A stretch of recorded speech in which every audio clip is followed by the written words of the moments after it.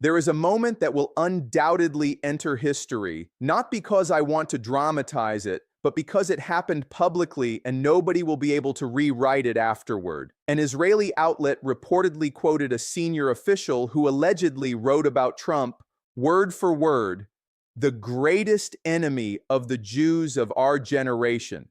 That is not Iranian propaganda. That is reportedly an Israeli politician talking about the American president. The same day the 14 points of the memorandum were officially released, a document Israel did not sign, and one in which Israel was effectively put in check. I want to break down this document today precisely because once the official text comes out, it becomes a completely different conversation than when we are working with leaks and outside interpretations. Now we have words, concrete words, and they say something very important that is not always what gets discussed. I will start with the first point because that one is precisely what changes everything else. The first point of the document reads like this: the United States and Iran, along with their allies in the current war, declare the immediate and permanent termination of military operations on all fronts, including Lebanon, and commit going forward to never initiating any war or military operation against each other, to refraining from the threat or use of force, and to guaranteeing the territorial integrity and sovereignty of Lebanon. Think about that for a second. Not Beirut, not one specific zone. Lebanon, the whole territory, territorial integrity and sovereignty. The logic that follows from this is direct. It requires no assumptions, and it goes like this. Iran signed. The United States signed. The commitment to guarantee Lebanon sovereignty was assumed by both parties. If Israel continues military operations in Lebanon, that is a violation. And if it is a violation, Iran has the right to respond. And at the same time, the United States, by the very first point of this same document, committed to not initiating military operations against Iran as long as Iran does not strike American targets. Israel ended up caught between two commitments it never signed, but that its closest ally and its biggest adversary both did. That is reportedly why people in Tel Aviv are using language like greatest enemy of the Jews. Not because Trump suddenly became a different person, but because the now public text of the document creates a legal and political framework in which Israel is left on the outside. Netanyahu and Smotrich have already said they will not withdraw troops from Lebanon. But the first point of the memorandum tells them something completely different. If they stay, they are laying the groundwork for an Iranian response. And Washington, under the terms of its own document, is obligated not to treat that response as grounds for war against Iran. This is not my interpretation. This is a direct reading of point one. But before continuing with the analysis of the document, something fundamental needs to be said about what this document actually is. Because here it matters that we do not fool ourselves, neither me nor you. A memorandum of understanding is not a treaty. It is not a peace agreement. It is not a legally binding document in the sense that international treaties ratified by legislative bodies are. People who spent a long time inside the American political system explain it like this: it is like agreeing to have dinner together on Friday. We intend to eat. We will discuss the details later. Who pays? Later. And on Friday, someone can simply not show up and technically have violated nothing. A memorandum of understanding literally means the intention to go to dinner, not an obligation. Trump himself said as much, word for word, at the G7 meeting. If I do not like this, we go back to the bombing. It came out sounding something like, if they do not behave, we will go right back to dropping bombs directly on their heads. Almost exactly those words. This needs to stay in mind. Not because it makes the document meaningless, but because it determines how we should read it, as intention, not as a finished arrangement.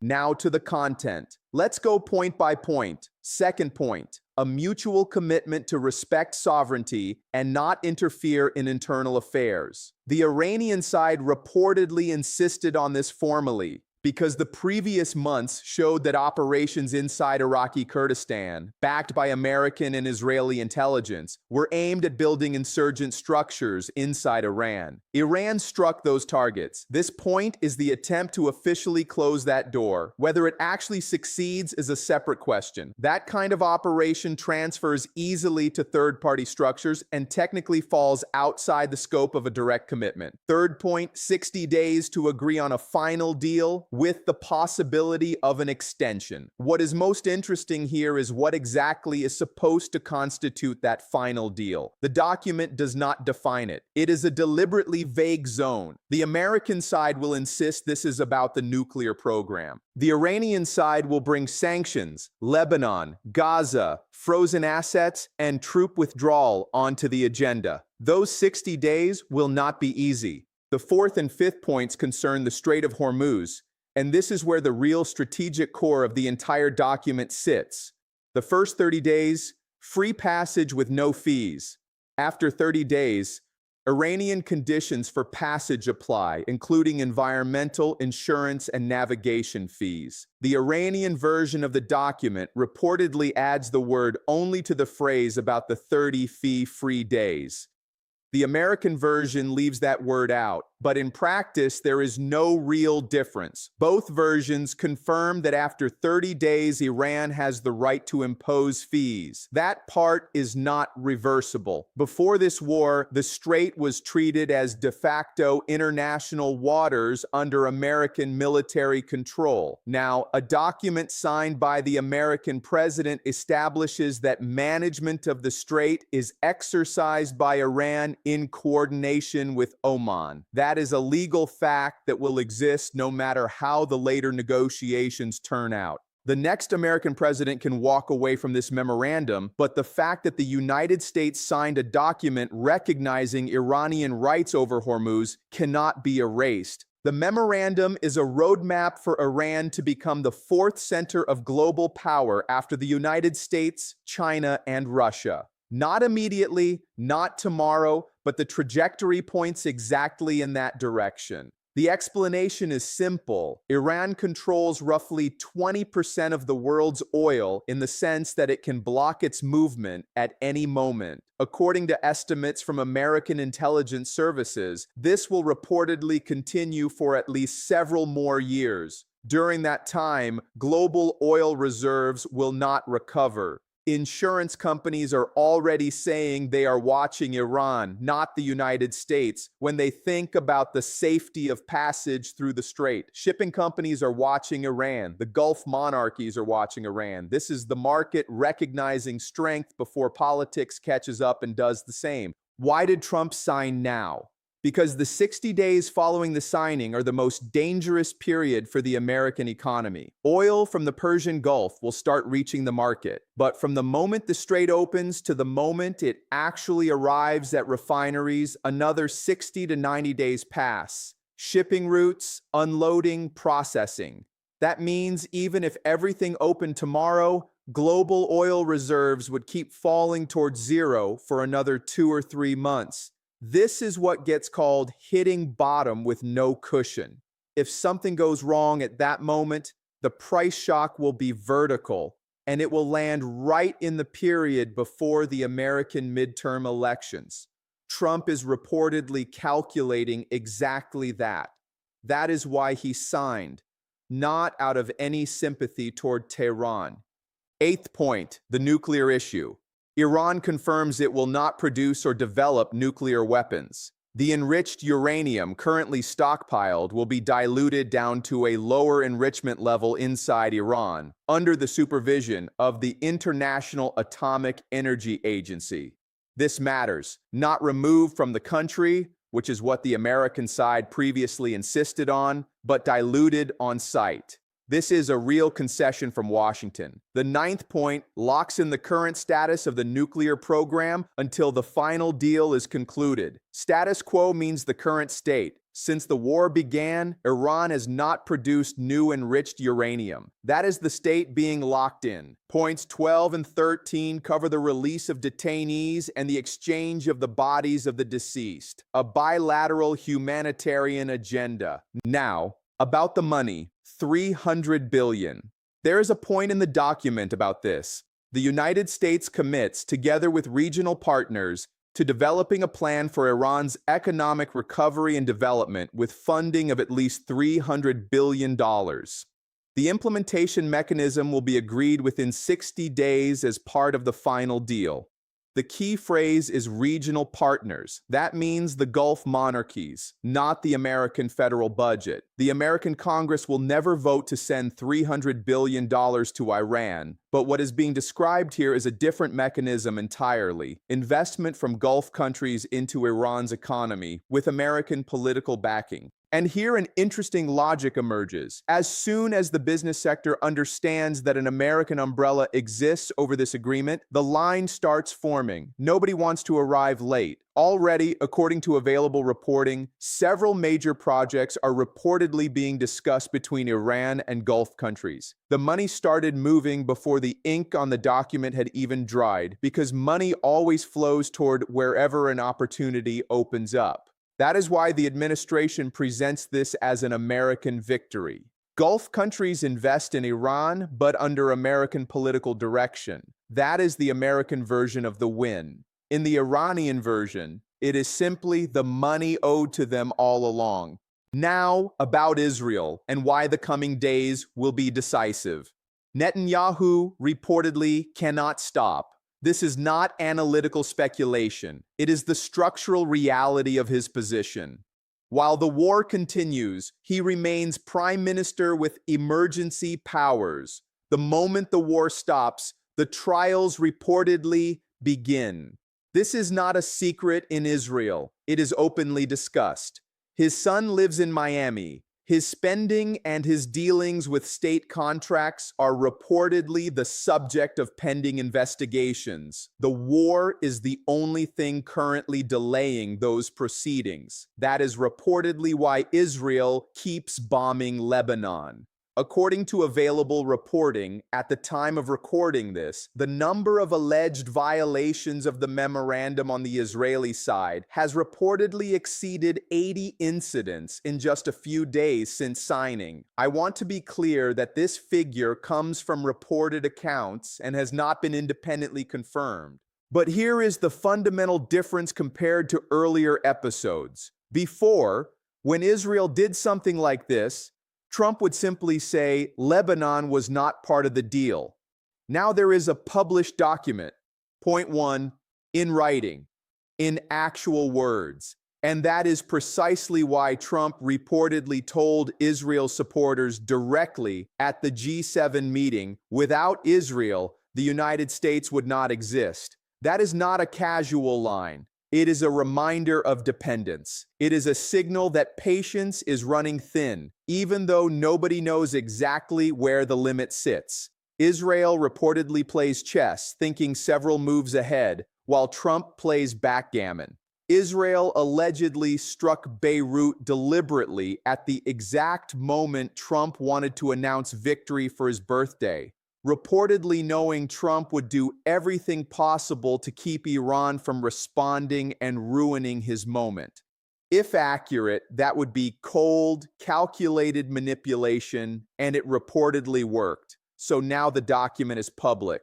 Now the rules are different. These are intelligence operators who understand how to move political weight. Trump is a street negotiator who reportedly believes he is being sold a golf club. It is an asymmetric standoff, and that is exactly why I consider the list of risks to this memorandum enormous. What could make the deal collapse? A false flag, an incident that looks like an Iranian provocation but is not. This is not fantasy, it is a documented pattern from history. The assassination of a negotiator, an attack on an American facility that gets attributed to Iranian proxies. Even a simple new strike on Beirut at the moment Iran decides that staying silent any longer would damage its credibility at home. And here, honesty about the limits of what anyone actually knows. I do not know what happens next. Nobody who tells you they know for certain actually knows. Studies on ceasefires done by political scientists show that roughly 80% of armistices eventually break down. They hold when there are large third parties able to guarantee them. There is no party like that here.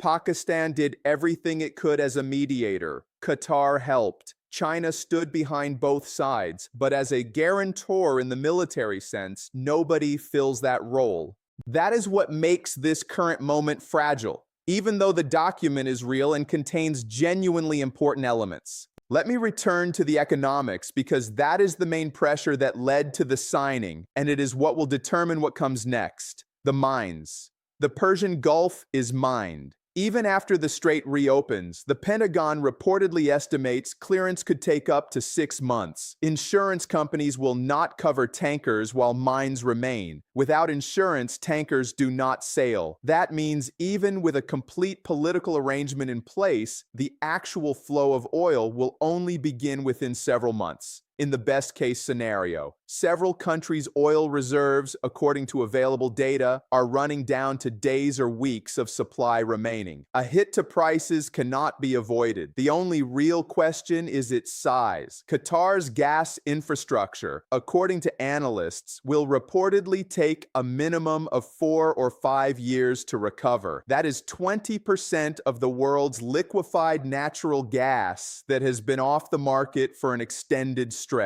That is helium, 33% of global production. That is fertilizer. That is the chemical raw material base. The economic consequences of this war will be felt for many more years, regardless of how quickly the strait reopens right now. Iran is now reportedly shifting from survival mode into ambition. The memorandum is not the ending. It is the beginning of the next stage, one in which Iran's leverage keeps growing rather than shrinking. The 60 days of this transition period are the period of maximum Iranian pressure, not because Iran intends to violate anything, but because markets will keep feeling the oil shortage, reserves will keep falling, and any new tension will have an immediate economic effect. This is leverage that does not shrink, it grows. If the United States and Israel meet the conditions, Iran wins. If they fail to meet them and Iran responds, Iran wins. The only scenario in which Iran does not win is if the conditions are violated and Iran does not respond. And that is precisely the one thing Iran has already shown it has no intention of doing. Iran mastered this instrument long ago, responding proportionally.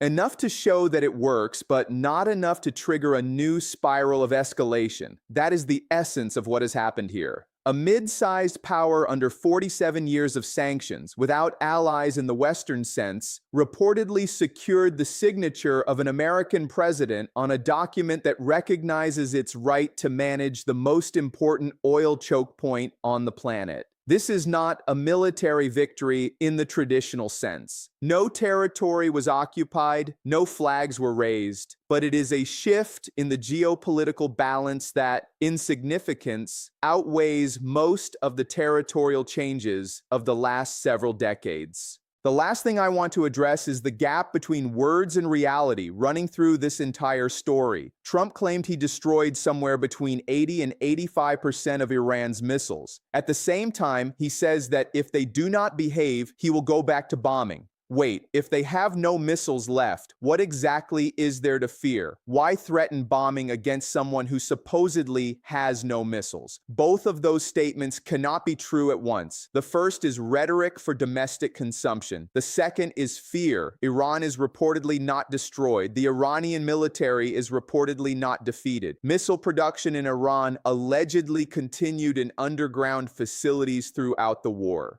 Iranian military losses, according to available reporting, are notably smaller than the losses suffered at the adversary's bases. All of this means the threat of renewed bombing is not empty. But Iran is also not the kind of adversary that changes position because of a single threat. What happens to this memorandum from here? We will see in the coming days. The Friday signing ceremony in Switzerland, if it actually takes place, the public text that has already come out, and Israel, with its reportedly 80 alleged violations, clearly behaving as though it does not consider itself bound by this document. I have watched a great many diplomatic processes. In my observation, this one does not resemble any of the earlier ones, because normally treaties get signed by parties who actually want to reach an agreement.